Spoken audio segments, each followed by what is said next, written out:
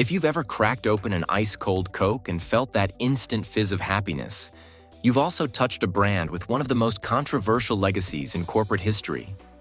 Today, we're going deep, behind the ads, behind the red label, to uncover the health scandals, lawsuits, and global influence that turned Coca-Cola from a pharmacy tonic into a planet-spanning power. We'll explore secret formulas, marketing masterstrokes, water wars, courtroom showdowns, and the surprising ways the company shapes what you drink, what you see, and even what lawmakers decide. Stay to the end, because I'll show you how Coca-Cola quietly rewired your idea of refreshment, and how you can defend your health without living like a monk. And in about 60 seconds, we'll lift the lid on the original formula and the myth that never seems to die. In a few minutes, you'll hear how a single product tweak triggered consumer outrage so loud it became a business school legend. And it's not the scandal you think. 1. The pharmacy origin story. They'd rather not emphasize.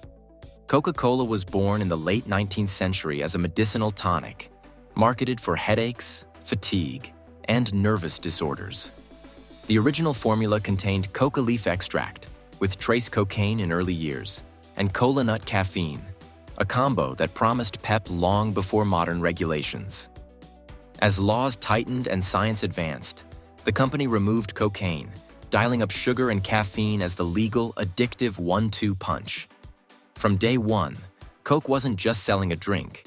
It was selling relief, energy, and belonging, an identity in a bottle. This origin explains a lot. The obsessive secrecy around the formula, the romance of the brand, and the mythology that still clings to it. The company turned chemistry into culture, and culture into cash. In the next section, I'll show you how Coke hacked the human mind not with flavor, but with symbols, including one holiday icon you know all too well. 2. The branding spell. Santa, shareability, and the red halo. Coca-Cola perfected emotional branding before the term existed. They tied their product to family, celebration, and the holidays. Iconic winter ads, smiling families, and a friendly Santa who helped cement Coke's red and white as seasonal cheer. The message was simple. Coke equals togetherness. Later campaigns like Share a Coke turned bottles into personal messages, weaponizing personalization and social sharing. It wasn't about taste. It was about belonging. This wasn't accidental. It's behavioral design. Pair a sweet stimulus with positive imagery, repeat for decades, and you've written yourself into the brain's reward pathway. That's why brand loyalty to Coke can feel more like identity than preference. Up next, the brand disaster that should have sunk Coca-Cola, but instead taught them a terrifying lesson about power. 3. New Coke, the disaster that became a superpower.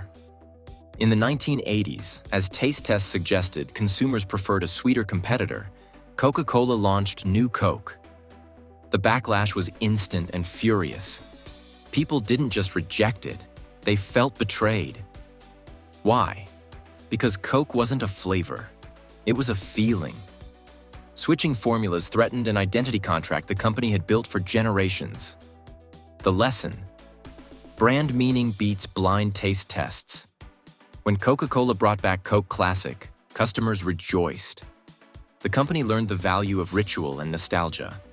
From then on, Coca-Cola mastered the art of limited editions and line extensions without touching the core identity. Disaster? Yes. But it also revealed just how deeply the brand owned real estate in people's minds. If a formula change sparked a near revolt, wait until you hear how health data would put Coke on the defensive for decades. 4. Sugar, portions, and the health dragnet. Here's where it gets serious. A typical can delivers a surge of sugar and caffeine that spikes blood glucose and rewards the brain's dopamine system. Over time, large portions, frequent consumption, and aggressive availability can contribute to weight gain, insulin resistance, and tooth decay. As public health researchers linked sugary beverages to rising obesity and metabolic risk, the soda aisle became a battlefield. Coca-Cola's response? Diet and zero sugar variants, smaller cans, and messaging about balanced lifestyles. Critics argue this shifts responsibility to consumers while the company continues to market heavily and defend shelf space. The tension. Individual choice versus engineered environments that nudge constant sipping. In about 90 seconds, we'll get into the courtroom and the case where a healthy-sounding drink landed Coke in legal hot water. 5. The lawsuit playbook. Labels, claims, and health halos. As the health debate heated up, lawsuits targeted labeling, marketing to children, and health claims around vitamin-infused or natural beverages. Plaintiffs argued that branding created a misleading health halo around drinks with significant sugar. While settlements and rulings have varied by case and jurisdiction, the common thread is this: words like vitamin, natural, or refreshing can powerfully reshape perception, even when the nutrition panel tells another story. Coca-Cola's legal and PR strategy often centers on consumer choice, transparency through labels, and compliance with regulations. Yet regulators and public health advocates keep pushing back, saying marketing sophistication outpaces consumer protection. Labels are one thing, but what happens when the problem isn't on the label at all? Next, the water wars. 6. Water wars. Communities versus bottling plants. From extracting groundwater near bottling sites to the plastic left behind, the company has faced protests and scrutiny in multiple countries. Local communities and activists have accused bottling operations of straining water sources, especially during periods of drought. Coca-Cola counters with water stewardship programs, replenishment projects, and audits, saying they return significant volumes to nature and communities. The truth on the ground varies by location, but the pattern is clear. Where Coke goes, water politics follow. In a warming world, with scarcity on the rise, the social license to operate isn't just about flavor. It's about hydrology and equity. Plastic waste adds another dimension.